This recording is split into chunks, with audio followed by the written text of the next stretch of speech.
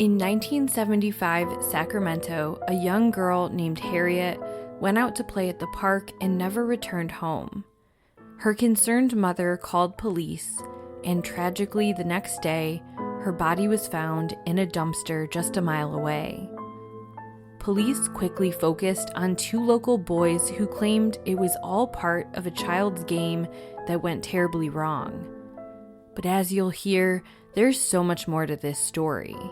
Her father, a decorated veteran, was also murdered, and there were other attacks on children nearby.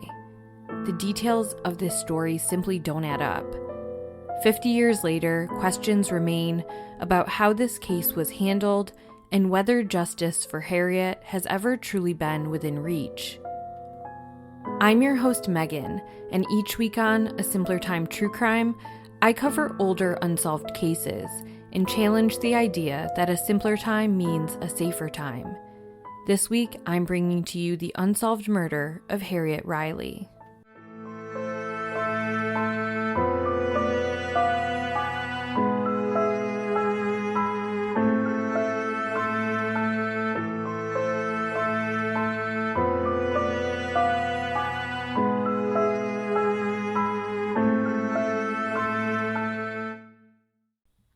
I want to start by thanking listener Michael Vincent for suggesting this case.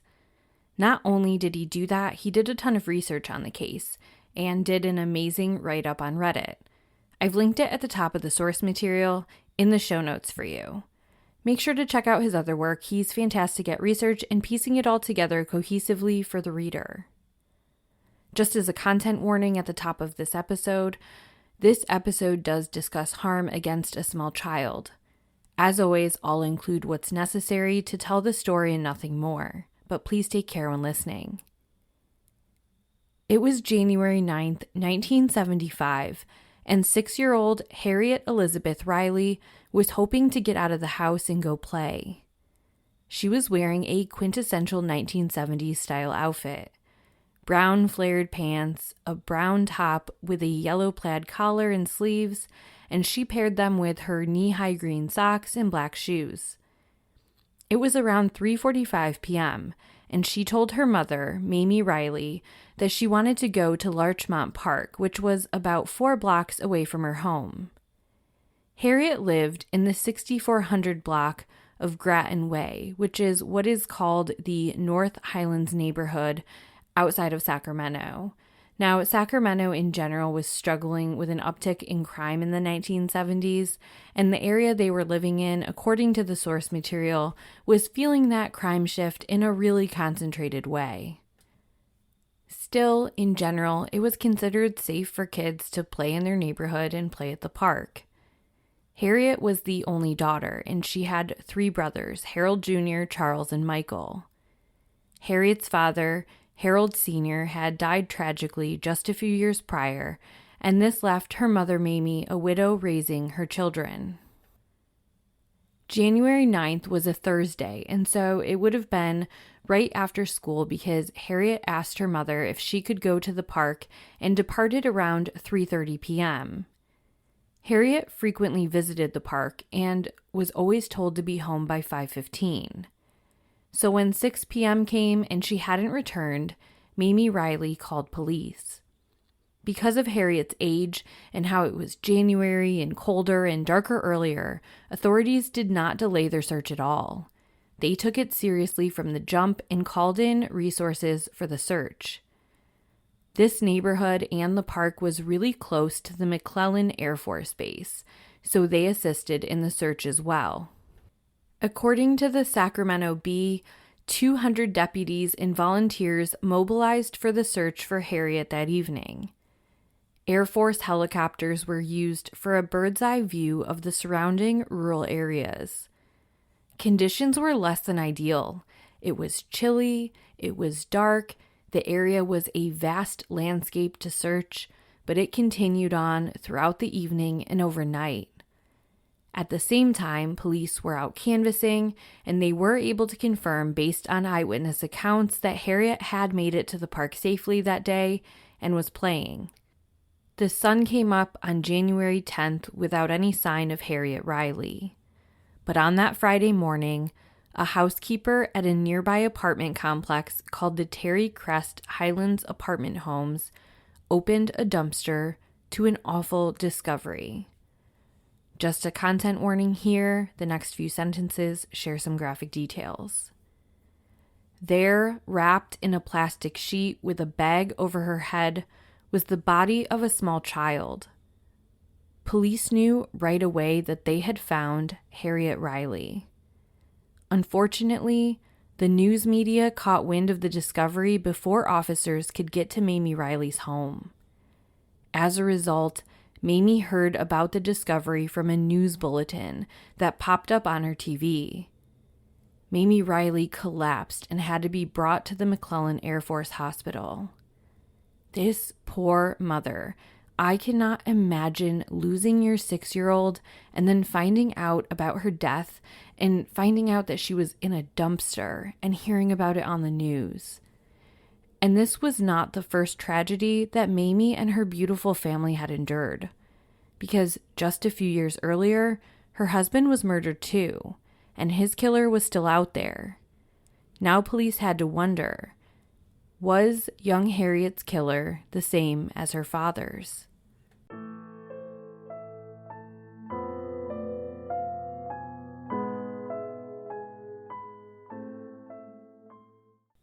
To tell you about Harriet's father, we have to back it up a few years.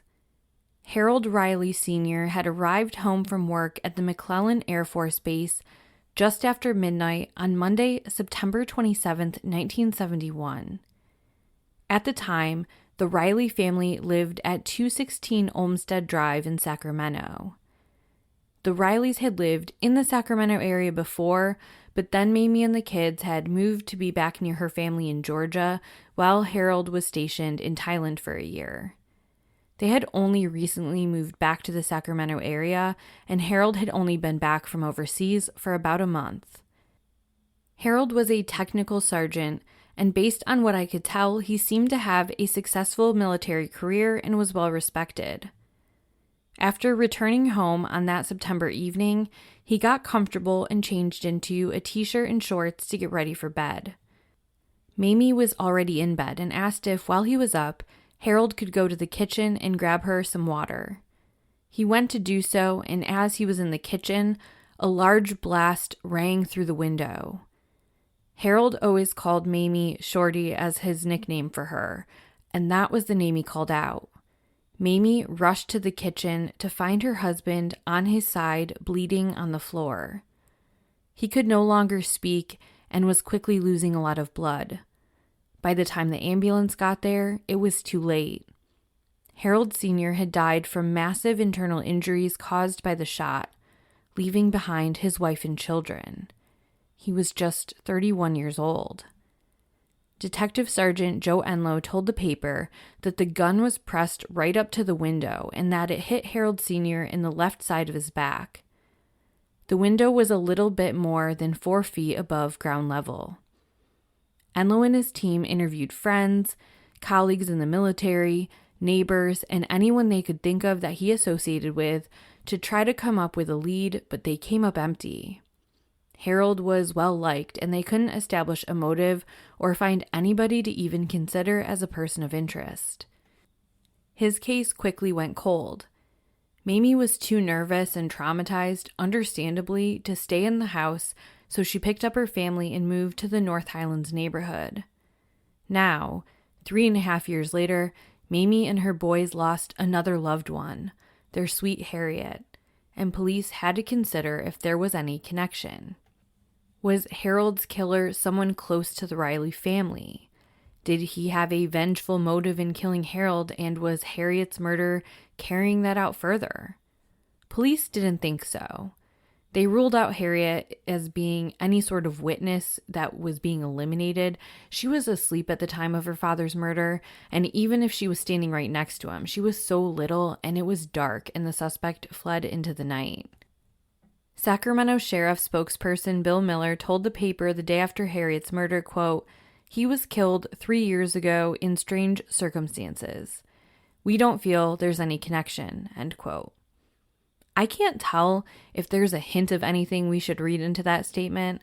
I agree getting shot through your window in the early morning hours is odd, especially with it being targeted because it wasn't just a stray bullet. Like I mentioned, they were able to say the suspect must have fired from nearly pressing it up against the window. So, odd, yes, but it almost makes me wonder if they knew more details than they were saying. If that's the case, it's never come out, and Harold Sr.'s killer has never been captured. And that made them consider some eerie similarities to another child abduction and murder just a few months prior and just a few miles away.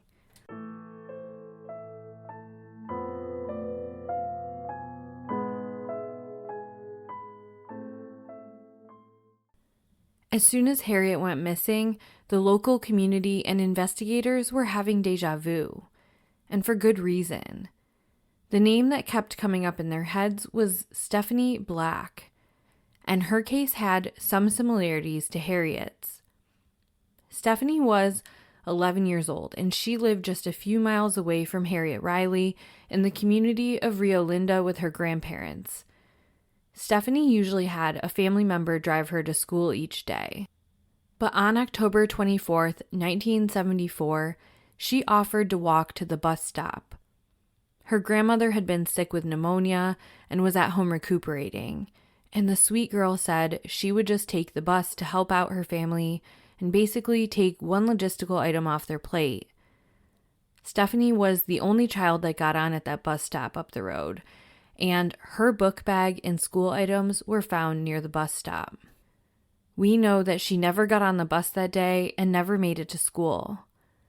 Being the 70s, the procedures were different about families being notified of absences. So her family didn't realize she was missing until she didn't get off the bus that afternoon. They found out she never made it to school and then called police, but now they were hours behind in the search for her. The intersection her bus stop was at supposedly was pretty busy, and the locals said it would have been really hard for somebody to forcibly abduct a child from that bus stop and not be seen. But if you have paid attention enough in this true crime space, you know that even if it seems unlikely, that's not always the case. That how many times have you seen where there's been an abduction from a high-trafficked area? Sometimes I think as human beings, we get a false sense of security from that. Whatever the case, no witnesses came forward stating that they witnessed any sort of abduction. Her grandfather stated that she would not have gotten into a car with a stranger and that she was well versed in those safety protocols. He also said she would not run away and that he could look at his watch and predict when she'd be home. She was just so punctual. Authorities spanned a wide-scale search for weeks on foot, helicopter, horseback, you name it. They pulled out all the stops. Heartbreakingly, her grandfather offered a $4,000 reward, which was his entire life savings, for the girl's safe return. But their search would come to a tragic end in November, a few weeks after her disappearance. 2 teenage boys were out rabbit hunting, and they were walking through a rice field when they found her partially clothed body. She was only about 26 feet from a nearby road, but the view of her body was obscured by cattails. Her body was found in Placer County, so together, Placer County and Sacramento County Sheriffs coordinated as it fell into both of their jurisdictions, due to the fact that they believe the abduction happened near her home, which was in Sacramento County. Both girls were killed just months apart from the same area of California. And coincidentally, both had fathers who had been murdered. Stephanie Black's father had died after a barroom fight years prior. But there were some differences too. Harriet was a 6-year-old black child. She was found fully clothed, and her autopsy showed no signs of sexual assault. Stephanie was 11 years old, so almost twice Harriet's age. She was white, and she showed signs of sexual assault. She had been found partially clothed, and police believe that there was a sexual motive behind her crime. Fairly quickly, detectives working Harriet's case told the media that they also couldn't find any substantial lead to tie the two cases together, so they did pivot away from that. And a week after her murder, police would throw the community into a tailspin when they announced they believed they had figured out what happened to Harriet.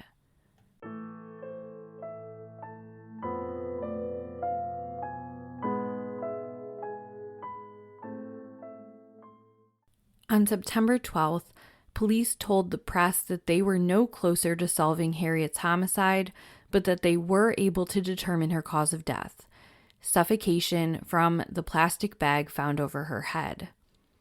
There were no signs of other physical or any sexual trauma. Then, on Friday, January 17th, Sacramento County Sheriff Dwayne Lowe held a press conference to share an update on the case, and it was a doozy. They shared with the reporters and the community that they had found out what happened to Harriet and that it was all just a tragic accident. Sheriff Lowe stated that she had suffocated playing a game with two boys that took a tragic turn. The two boys were also just 6 years old. Yes, you heard that correctly. The perpetrators of this crime were presumably in kindergarten or first grade. Initially, it was believed that Harriet Riley was abducted while walking home from the park. But in interviews around the neighborhood, they found that Harriet was playing with these two boys in her neighborhood after school that day, then at the park, and that they had returned from the park and ended up at the house of one of the two boys. This is where the supposed suffocation game took place. They said that the boys were questioned separately and essentially told the same story. Being so young, he said, the boys may not have even realized that Harriet had died. If you're finding all of that difficult to absorb, me too. What kind of game involves putting a plastic bag over another child's head? And further, let's say this is how it played out. Who moved the body? Harriet was found wrapped in a white sheet in a dumpster roughly a mile from her home. And the parents of these boys, that is where they put up a firm wall. Neither sets of parents would talk and all denied any involvement. The sheriff said that the boys were placed into protective custody and that it was being evaluated if child neglect charges should be brought forth and whether it was safe for these boys to remain with their parents. Sheriff Dwayne Lowe told reporters, quote, "We do not know who removed the body of this child to the trash container. We're at a loss for the accountability of the child," end quote. Around the same time, Lowe stated it was also possible that the suffocation happened from a sheet, the sheet she was wrapped in. The boys were described as longtime friends of Harriet's, and that Harriet's death occurred around 7 p.m. I think it's hard to call any friend of a 6-year-old a long-term friend because they just haven't been on Earth this long. But also we know that Harriet didn't even live in this neighborhood for tons of time. So I guess that's subjective in how you interpret it, but I don't know. It doesn't seem super accurate to me. But even more so, let's talk about the time. Harriet knew she needed to be home by 5:15 p.m. and she was usually punctual. So what happened in that 1 hour and 45-minute interval? Had she simply lost track of time playing at this little boy's house? But still, even with that, a large police response would have been happening in the neighborhood before the time of death because Mamie Riley is reported to have called police at 6 p.m. So either police and reporting got the times wrong or something just isn't adding up here. Despite the boys' confession, the sheriff wanted whoever moved Harriet's body to face charges. He ended the press conference by saying that the case was wide open and that they were pleading for people to come forward with information. A juvenile court hearing was scheduled to be held in early October to determine if any charges should be brought forth, if anything should happen with the parents, and if the boys should stay in their custody. Unfortunately, it was postponed. The Sacramento Bee offered a $1,000 reward for information on who moved Harriet Riley's body to the trash bin. The sheriff said that the boys, being minors, would not be named, but that he would be able to provide an update on the hearing once it was held. In the meantime, members of Harriet's Sacramento area community were not happy. A group of Black community members formed a citizens group to review police conduct in Sacramento. Dr. David Colvin, a member of the Sacramento Black Caucus, told the Sacramento Bee, quote, "The rationale for a local Black tribunal is simple. The criminal justice system is considered by many people in the Black community to be discriminatory against Black people. We have not received fair hearings for our grievances against the criminal justice system in the past. When we have gone before public bodies to make complaints, our concerns were not taken seriously, and therefore the solutions we sought were almost never forthcoming. We felt the community sorely needed some legitimate body chosen by the community that could articulate its concerns over the many miscarriages of justice Black people have endured in Sacramento." Among those he was talking about was Harriet Riley. Dr. Colvin went on to tell the Bee, quote, "We think the sheriff is giving very short shrift to the death of that little Black girl. If she was a little white girl, do you think he would be so quick to assume there was no wrongdoing in her death? The police found her body in a garbage bin, far from where she had been killed, and Lowe wants us to believe it was an accident. That's just the kind of lack of respect for the Black community this tribunal is going to try to end." End quote. In March of '75, the petition to make the 6-year-old boy's court dependence was dropped at the request of the county welfare department due to insufficient evidence. It was at this point that more details came out. The boys apparently told the detectives that they had tied Harriet's feet with twine and placed a bag over her face as part of a game. And still, the sheriff would only go on to say that he saw no ill will from the boys, that they weren't trying to harm Harriet. And I feel like a broken record saying this, but how? How is that a non-violent game of fun? I can't. By April, investigators said that they hadn't given up finding who placed Harriet in the trash bin and said that they had 2 detectives on the case who were investigating it alongside all their other investigations. He said they had a lot on their plate and they'd pretty much exhausted all leads. The NAACP slammed the sheriff's department for their investigation and said that the way Sheriff Dwayne Lowe conducted his investigation, quote, "will do very little to advance the confidence of the Black community in the sheriff's department." According to reporting in the Sacramento Bee, the letter from the NAACP went on to say that Sheriff Lowe had been weak-kneed from the start and that he had the authority to demand cooperation, but that he made no such demands. Weeks and months passed with no new leads. The Sacramento Bee continued weekly appeals for people to come forward, offering up rewards. At one point, Mamie Riley wrote to the paper and published a statement thanking them for continuing to pursue justice in her daughter's case. Mamie was heartbroken and moved her family back to the southeast part of the U.S. so that she could be closer to her family. The families of the boys sued the sheriff's department, with the suit stating, quote, that they did not at any time cause the death of a human being and were wholly innocent of any charges made against them.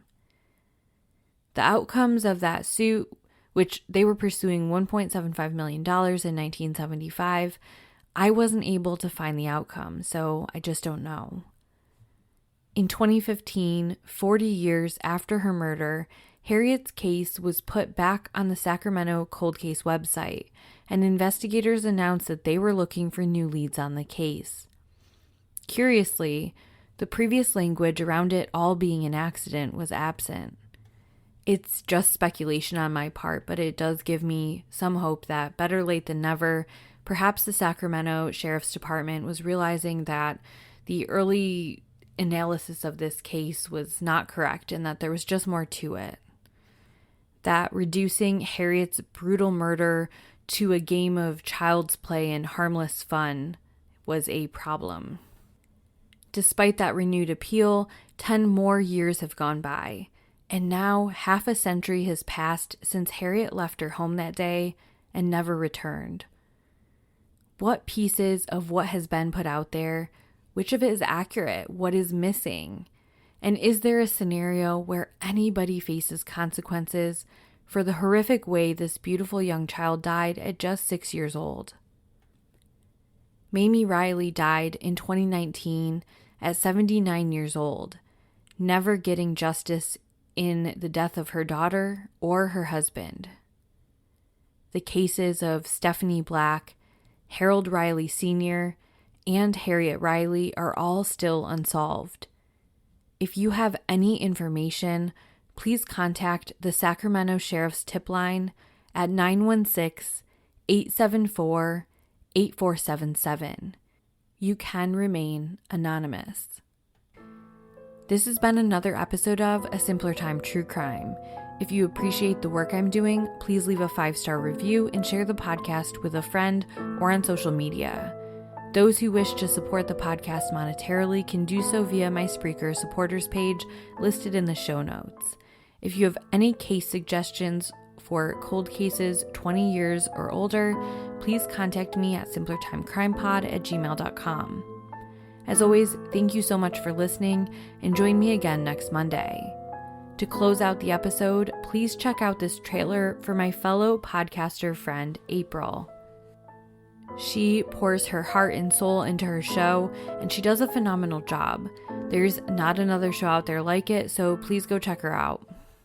Are you ready to turn up the heat on true crime? From blazing mysteries to scorched evidence, Crime to Burn is the podcast that dives into the world of criminal fires. Whether it's arson, cover-ups, or unsolved mysteries, we are lighting up the case files on every story. With over 20 years of experience as a fire protection engineer, I'm here to help you understand the physics of fire and relate it to what investigators found. Because if anybody can make true crime less terrifying, it's me. Join us as we sift through the ashes to bring you the story behind criminal fires, including arson, bombings, and criminal negligence. And I make sure you don't need therapy after. Tune in for a mix of expert insight, twisted tales, and a few laughs along the way. Crime to Burn, because sometimes the truth is hotter than fiction.